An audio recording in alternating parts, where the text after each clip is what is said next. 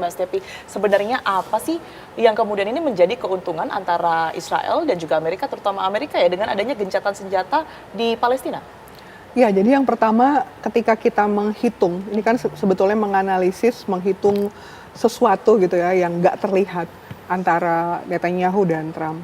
Mbak Tiara dan Mbak Dina juga tadi Bapak sudah sebutkan bahwa tidak semua publik di Israel itu mendukung Netanyahu sepenuhnya. Seperti misalnya Menteri Ben Gvir, ada beberapa menteri yang dari sayap kanan yang cukup radikal ya. Dia pingin Hamas ini di bumi hanguskan. Sementara kalau kita lihat Trump ini pingin gencatan senjata. Karena dia pingin fokus kepada tempat lain. Dia mungkin akan fokus ke China atau ke Asia Pasifik, Indo-Pasifik yang menjadi fokus dia.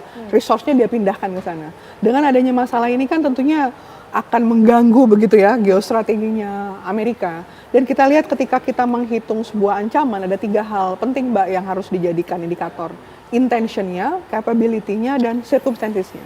Nah, circumstances ini yang sedang diciptakan oleh Israel dengan dia menghancurkan 3 markas nuklirnya Iran. Itu dia sedang menciptakan bahwa ini kita bisa kuasai. Tapi intention itu yang paling sulit.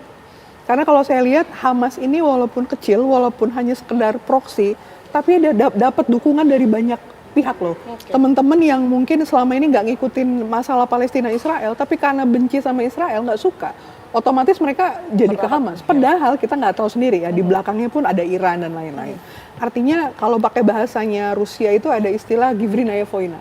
Hybrid warfare-nya negara-negara timur yang nggak kelihatan dengan kampanye informasi. Dan militansi negara yang mayoritas muslim itu kok lebih banyak kalau kita lihat netizen, pengamat itu seolah-olah memang ada di belakang Hamas. Dan Trump ini sekarang lagi memilih nih, kalau dia benar-benar kelihatan pro sekali sama Netanyahu dan Israel, dia akan diserang sama publik Amerika sendiri.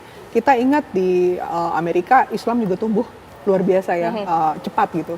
Dan negara-negara lain. Jadi sekarang Israel ini sedang jadi musuh bersama. Baik. Sehingga kalau ditanya 60 hari bisa atau enggak, saya merasa 50-50 nih. Karena masih fragile juga, masih rapuh gitu Mbak.